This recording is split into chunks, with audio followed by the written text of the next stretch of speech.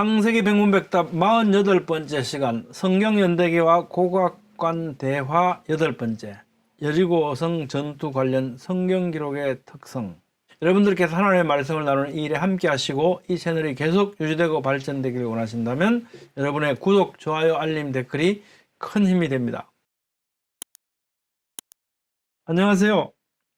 김홍석입니다. 오늘은 성경연대기와 관련된 궁금한 과제들 가운데 12번째 과제 8번째 시간입니다. 여리고성 전투 기록의 특성을 살펴보겠습니다. 첫째, 예수님의 혈통적 조상이 된 라합이 등장하고 라합을 어떻게 소개하고 있는가 살펴보겠습니다. 여호수아 2장 1절 눈의 아들 여호수아가 시딤에서 두 사람을 정탐꾼으로 보내며 이르되 가서 그 땅과 여리고를 엿보라 하며 그들이 가서 라합이라 하는 기생의 집에 들어가 거기서 유숙하더니, 아니 정탐꾼 보냈는데 무슨 왜 기생 집에 갑니까? 이상하죠. 그게 아니고 주막 같은데요. 주막. 사람들이 모여서 술도 먹고 음식도 먹고 밥도 먹고 하는 이런 것. 왜 그렇게 했습니까? 거기 가면 그 당시에 그 어떤 소문도 많이 듣게 되고 이 상황 파악이 되잖아요. 분위기를 알 수 있거든요. 그래서 간 거죠. 그래서 이제 일단 잠도 자야 되고 하니까 유숙하더니 어떤 사람이 여리고 왕에게 말하여 이르되 보소서 이 밤에 이스라엘 자손 중에 몇 사람이 이 땅을 정탐하러 이리로 들어왔나이다. 여리고 왕이 라합에게 사람을 보내어 이르되 내게로 와서 내 집에 들어간 그 사람들을 끌어내라. 그들은 이 땅을 정탐하러 왔느니라. 이 라합이라는 인물이 등장하지 않습니까?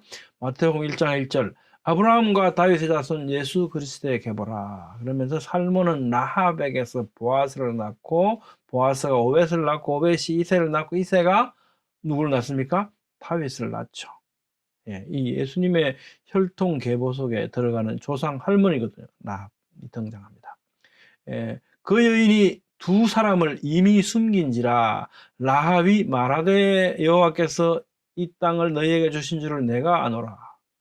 너희가 애굽에서 나올 때에 여호와께서 너희 앞에서 홍해물을 마르게 하신 일과 내가 너희를 선대하였은즉 너희도 내 아버지의 집을 선대하도록 여호와로 내게 맹세하고 내게 정표를 내라. 그 사람들이 그에게 이르되 여호와께서 우리에게 이 땅을 주실 때에는 인자하고 신실하게 너를 대우하리라. 지금 이 두 사람을 이미 숨겼다 그랬지 않습니까? 이 숨긴다는 일은 어떻게 해요? 자기 목숨을 건 일이죠. 목숨을 걸고 이 사람들을 숨깁니다. 왜 그렇게 했습니까?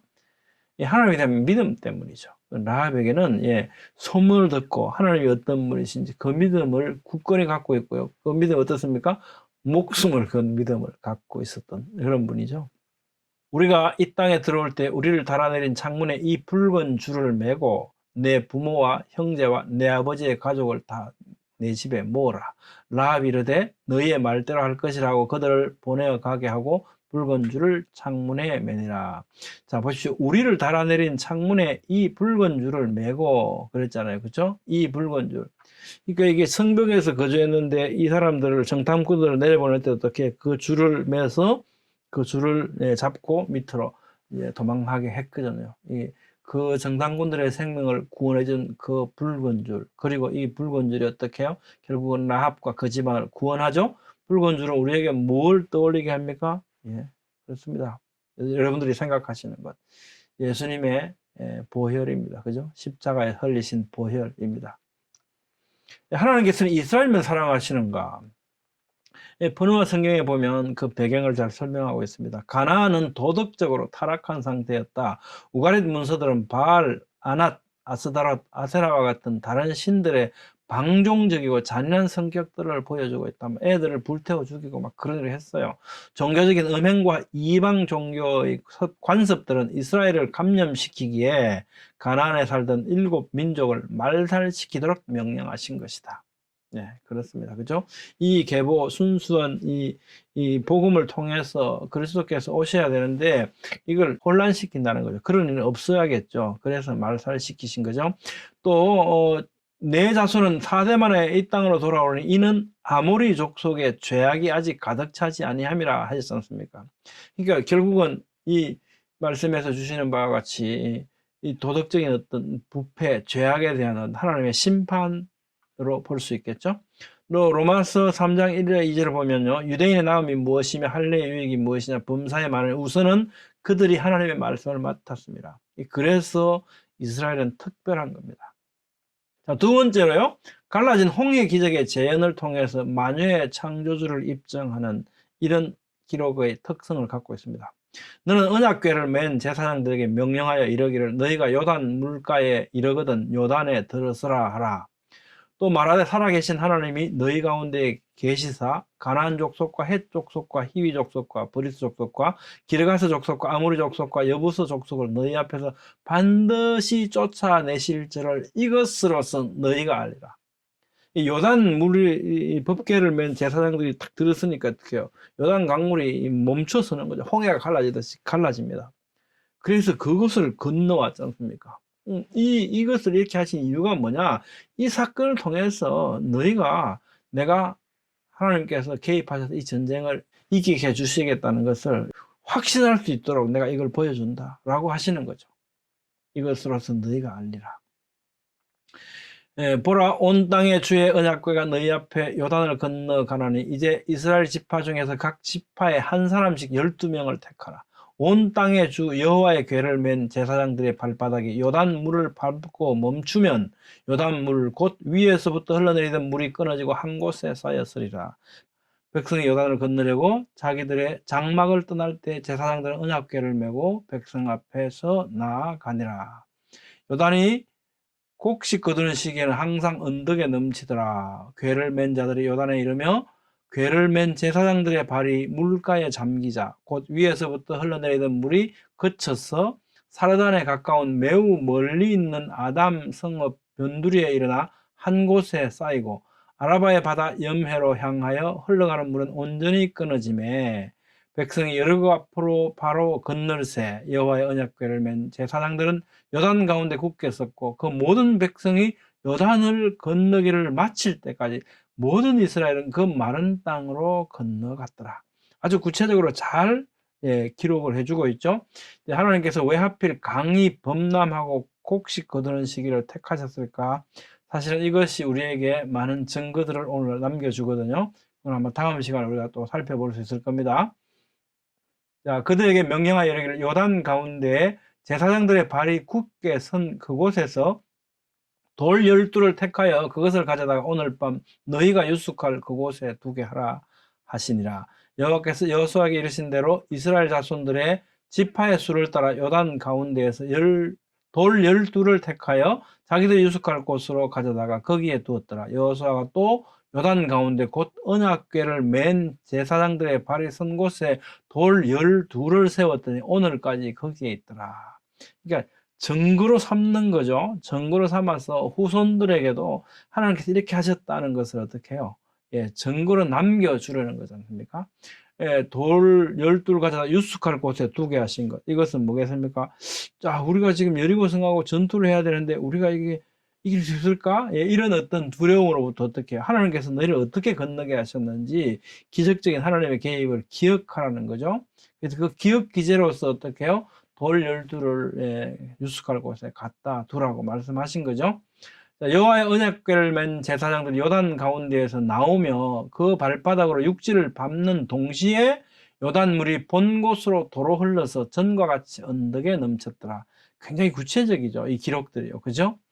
그냥 어느 옛날에 이런 꾸며진 이런 이야기가 아니고 굉장히 구체적으로 묘사하고 있지 않습니까? 또 어떻게 해요? 우리에게 구체성, 사실성을 전해주는 것은 바로 시간의 문제죠. 첫째 달 10일에 백성이 요단에서 올라와 여리고 동쪽 경계 길갈에 진침해 여호수아가 요단에 가져온 그 12돌을 길갈에 세우고 여호와께서 우리 앞에 홍해를 말리시고 우리를 건너게 하심과 같았다. 갈라진 홍해를 건너왔음을 어떻게 해요? 이 사건을 바라보면서 후손들이 그 사실을 다시 한번 강하게 믿게 되겠죠. 그리고 길갈이라는 이름을 주신 것, 이런 것이 이름이 지어진 이런 것들이 어떻게 해요? 그 사실성을 증명해주는 지명으로 지금도 남아있죠. 자, 세 번째로요, 특별한 어떤 특이성은 예언과 성취의 표적, 기적을 통한 하나님의 입증입니다. 이는 땅의 모든 백성에게 여호와의 손이 강하신 것을 알게 하며 너희가 너희 하나님 여호와를 항상 경외하게 하려 하심이라. 예, 이런 목적을 가지시고 어떻게 해요? 예언의 말씀을 주시고 그것이 성취되게 하심으로써 하나님이 아니시라면 어떻게 이런 일이 가능하겠냐 하는 거죠. 자, 네 번째의 특성은요, 기록의 특성은 할례를 통한 하나님의 구원 확신입니다. 이 싸움은 어떻게 해요? 혈과 육의 싸움이 아니죠. 아니, 전투를 앞두는데 병사들이 어떻게 해요? 잘 쉬고 전투를 잘할 수 있게 해야 되는데 할례를 받으면 어떻게 되겠습니까? 예, 잘 걷지도 못하잖아요. 아시죠? 할례 뭔지? 예. 여호수아 5장 1절에서 5절 말씀입니다. 요단 서편의 아모리 사람의 모든 왕과 해변의 가나안 사람의 모든 왕이 여호와께서 요단 물을 이스라엘 자손들 앞에서 말리시고 우리를 건네셨음을 듣고 마음이 녹았고 이스라엘 자손들의 연고로 정신을 잃었더라. 이렇게 혼비백상 정신을 잃게 하신 다음에 그 다음에 뭐라고 그러시냐면 할례를 행하라고 말씀하십니다. 그때 여호와께서 이르시되 너는 부싯돌로 칼을 만들어 이스라엘 자손들에게 다시 할례를 행하라 하시매 애굽에서 나온 모든 백성 중 남자 곧 모든 군사는 애굽에서 나온 후 광야 노중에서 죽었는데 그 나온 백성은 다 할례를 받았으나 오직 애굽에서 나온 후 광야 노중에서 난 자는 할례를 받지 못하였습니다. 예, 전투를 앞두고 할례를 행한다. 그죠? 예사롭지 않죠. 예, 그렇습니다. 민수기에 보면 그죠? 예, 이 백성이 어느 때까지 나를 멸시하겠느냐. 여리고성 정탐시켰더니 40일 동안 정탐하고 와서 뭐 적과 꿀이 흐르는 거 좋은데 어떻게 해요? 뭐 사람들 엄청 크더라. 우리 가면 다 죽는다. 이렇게 하나님을 못 믿는 이런 발언을 하게 되지 않습니까? 그래서 하나님께서 어떻게 하십니까? 너희 20세 이상으로 계수함을 받은 자, 곧 나를 원망한 자의 전부가 여분네 아들 갈렙과 눈의 아들 요수아 외에는 내가 맹세하여 너희로 거하게 하리라 한 땅에 결코 들어가지 못하리라. 너희가 사로잡히겠다고 말하던 너희의 유아들은 내가 인도하여 드리리니 너희 자녀들은 너희의 패역한 죄를 지고 너희의 시체가 광야에서 소멸되기까지 40년을 광야에서 유리하는 자가 되리라. 이렇게 해서 하나님에 대한 불신앙 때문에 40년 동안 광야 생활을 하게 되고요. 그때 그 40년 광야 생활에 하면서 태어난 이 사람들이 할례를 못 받았다는 거죠. 자, 할례의 의미를 한번 살펴볼게요. 너희는 포피를 배워라. 이것이 나와 너희 사이의 언약의 표징이다. 할례는 언약의 표징이거든요. 이 아브라함과 하나님 사이의 이 언약의 표징은 결국 언약은 뭘 향하고 있습니까? 예, 그리스도를 향하고 있지 않습니까? 그래서 어떻게 해요? 남지 8일 만에 할례를 받으라고 말씀하셨거든요. 예, 언약의 표징 무슨 언약이겠습니까? 모든 족속이 너로 말미암아 복을 얻을 것이라. 언약은 그리스도 예수님을 향하고 있지 않습니까? 자, 골로새서 볼게요. 또 그 안에서 예수님 안에서 너희가 손으로 하지 아니한 할례를 받았으니 우리도 할례를 받았다라고 말씀하죠. 곧 육의 몸을 벗는 것이요 그리스도의 할례니라. 너희가 세례로 그리스도와 함께 장사되고 또 죽은 자들 가운데서 그를 일으키신 하나님의 역사를 믿음으로 말미암아 그 안에서 함께 일으키심을 받았느니라. 우리는 그리스도의 할례를 받았다. 그것은 세례다. 그죠? 세례는 그리스도로부터 받는 할례라는 거죠. 베드로전서 볼게요. 물은 예수 그리스도께서 부활하심으로 말미암아 이제 너희를 구원하는 편이 곧 세례라. 세례는 뭐다? 물은 뭡니까? 우리의 구원의 표다. 이 구원은 어떻게 해요? 무엇으로 말미암아? 예수님의 부활로 말미암아서. 예, 할례는 세례고요. 세례는 물인데 이것은 곧 구원하는 표다. 물은 하나님의 은혜로 홍해를 건너고 요단강을 건넌 구원을 의미하죠. 우리가 물로 세례를 받을 때 그 물의 의미는 구원의 표입니다. 우리의 구원에 대한 확정은 예수님의 부활로 입증되고 예수님의 부활은 안식일 다음 날인 제8요일에 일어나죠.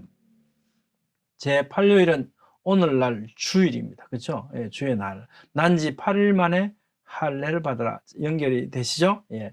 여호수아 5장 2절에 할례를 행하라. 이 말씀은 뭡니까? 할례, 즉 구원은 하나님께 있다는 거죠. 예, 예사로운 일상의 전투와는 사뭇 다르죠? 예, 이것이 바로 여리고성 전투의 기록의 특성인 거죠. 또 그 모든 백성에게 할례 행하기를 마침에 백성이 진중 각 처소에 머물며 낫기를 기다릴 때에 여호와께서 여호수아에게 이르시되 내가 오늘 애굽의 수치를 너희에게서 떠나가게 하였다 하셨으므로 그곳 이름을 오늘까지 길갈이라 하느니라. 이게 지명을 남김으로써 이 사건이 사실 그대로 있었다는 것을 어떻게 해요? 우리에게 또 한 번 확정시켜 주는 거죠. 길갈은 이제 뭐 구르다, 벗어나다, 바퀴 이런 거거든요. 또 이스라엘 자손들이 길갈에 진쳤고 그달 14일 저녁에는 여리고 평지에서 유월절을 지켰으며, 이 말씀을 보면 할례를 통한 유월절 준비, 구원 승리는 하나님께 속하였다는 이런 영적인 의미들이 내재되어 있죠. 다섯 번째 기록의 특성은요, 자세한 시간 기록을 통해서 사실 그대로의 기록임을 강조하고 있습니다. 이집트에서 떠나기 전날 밤 유월절을 지키지 않습니까? 이게 BC 1446년 1월 14일이죠. 유대력에 의하면요.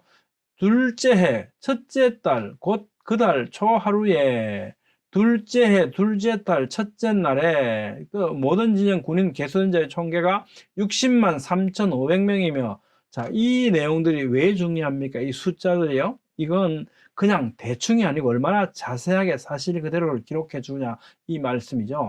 40년을 그저 광야에서 방황했다. 40째 해 11째 달, 그 달 첫째 날, 또 모세를 위해 30일을 애곡했다. 그 달 14일 저녁에 여리고 평지에서 유월절을 지켰다. 이게 BC 1406년 1월 14일이란 말씀이죠. 그 다음에 여섯 번째 특성은요, 하나님의 직접적인 입정, 만나에 대한 사실이 기록되어 있습니다. 유월절 이튿날에 그 땅의 소산물을 먹되 그날에 무교병과 볶은 곡식을 먹었더라. 또 그 땅의 소산물을 먹은 다음 날에 만나가 그쳤으니 이스라엘 사람들이 다시는 만나를 얻지 못하였고 그 해에 가나안 땅의 소출을 먹었더라. 여러분, 만나를 먹었다, 하늘에서 내린 양식을 먹었다, 정말 놀라운 일이죠. 놀라운 일인데, 이 사실이 어떻게 해요? 며칠부터 시작해서 며칠까지 하나님께서 내려주셨다는 것이 어떻게 해요? 자세하게 기록되어 있습니다. 사람이 만나를 먹은 날은 언제일까요? 출애굽기 16장 1절 보죠. 이스라엘 자손의 온 회중이 엘림에서 떠나 엘림과 시내산 사이 신광야에 이르니 애굽에서 나온 후 2월 15일이라. 날짜를 정확하게 기록해 주겠습니다. 이스라엘 온 회중이 그 광야에서 모세와 아론을 원망하며 이제 먹을 거 없다고 난리가 났습니다. 그죠? 이 온 회중으로 줄여 죽게 하는도다. 내가 이스라엘 자손의 원망함을 들었노라. 하나님께서 말씀하십니다. 그들의 고아에 이르기를 너희가 해질 때에는 고기를 먹고 아침에는 떡으로 배부르리니 나는 여호와 너희의 하나님인 줄 알리라 하라 하시니라. 이렇게 해서 저녁에는 메추라기 와서 진에 덮이고 아침에 이슬이 진사매에 있는데 그 이슬이 마른 후에 광야 지면에 작고 둥글며 서리같이 세미한 것이 있는지라. 이스라엘 자손이 보고 그것이 무엇인지 알지 못하여 서로 이르되 이것이 무엇이냐. 이게 만후예요. 히브리어로 만후. 그래서 이 만후가 어떻게 만나, 그 이름이 만나가 된 거예요. 만나의 뜻은 뭡니까? 이게 먹고 이게 만나예요. 이 하나님께서 매일 아침 내려주신 하늘의 양식이었습니다.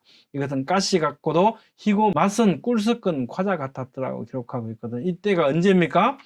애굽에서 나온 후 2월 15일 다음 날부터지 않습니까? 그러면 출애굽기 16장과 여호수아 5장에 따르면 이집트에 나온 BC 1446년 2월 16일부터 만나가 내리기 시작해서 BC 1406년 1월 15일까지 약 40년 동안 내려주셨습니다.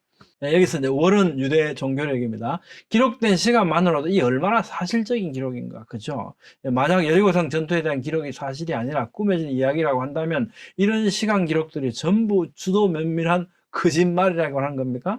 그럴 수가 없잖아요. 나아가 만나가 내린 것도 허구라는 주장이 되어버리잖아요. 그러니까 여리고성 전투의 기록에 대한 진위는 매우 중요하고 위중합니다. 자, 일곱 번째로요. 통상적 전투가 아닌 하나님의 기적 그리고 증거의 보존이라는 겁니다. 이 특징을 보면 너희 모든 군사는 그 성을 둘러 성주위를 매일 한 번씩 돌되 6해 동안은 그래라. 제사장 7은 7 양각 나팔을 잡고 언약궤 앞에서 나아갈 것이요. 7째 날에는 그 성을 7번 돌며 그 제사장들은 나팔을 불 것이요. 제사장들이 양각 나팔을 길게 불어 그 나팔 소리가 너희에게 들릴 때에 백성은 다 큰 소리로 외쳐 부를 것이라. 그리하면 그 성벽이 무너져 내리리니 백성은 각기 앞으로 올라갈지니라 하시매. 굉장히 특별하죠? 이 장면이 얼마나 특별히 생각해 보십시오. 보통 뭐 성을 지키는 사람들이 있고 그 성을 공격하는 사람들이 있고 전쟁을 하면 어떻게 해요? 어쨌든 뭐 들어가서 성문을 열면 그죠? 막 이게 뭐 부수기도 하고 해서 그 성 안으로 들어가게 되지 않습니까? 근데 이거 어떻습니까? 소리를 지르니까 무너져 내렸고요. 성문으로 간 것이 아니고 각자가 또 등을 돌다가 그 앞으로 그냥 걸어 올라갔대요. 백성은 각기 앞으로 올라갔다. 이 6장 20절 백성이 나팔 소리를 들을 때 크게 소리질러 외치니 성벽이 무너져 내린지라 백성이 각기 앞으로 나아가 그 성에 들어갔다는 겁니다. 그런데 구약 성경의 어떤 부분은 증거가 없거나 모순된다. 여호수아의 정복 전쟁 이거 사실이 아닌 것 같아. 굉장히 곤란하죠. 그래서 우리는 좋게 6년 동안 여리고 유적 발굴했던 캐슬린 캐년은 그 당시 있을 파괴의 증거를 전혀 발견하지 못했다라고 말함으로써 마치 성경이 사실이 아닌 것처럼 이렇게 고고학적인 도전들을 내밀고 있는 상황이라는 겁니다. 만약 성경의 기록이 이런 식으로 신뢰할 수 없는 기록이라면 이런 복음 그죠? 하나님이 세상을 이처럼 사랑하사 독생자를 주셨다. 이는 그를 믿는 자가 멸망치 않고 영생을 얻게 하려 하십니다. 이런 복음의 말씀 도대체 무슨 근거로 이걸 믿을 수 있겠습니까? 그런 거죠. 이런 복음의 말씀 또한 어떻게 믿을 수 있겠는가라는 겁니다. 그래서 우리는 여리고성 전투의 사실성을 입증할 필요가 꼭 있습니다. 다음 시간에는 그 사실들을 물리적으로 입증의 흔적들을 찾아보도록 하고요. 자, 여러분들의 생각은 어떻습니까? 저는 이렇게 고고학적인 도전들을 만날 때 이는 단순한 여리고성 전투를 부인하는 것 이상으로 그 사건에 새긴 하나님의 능력을 부인하게 만드는 심각성을 생각하게 됩니다.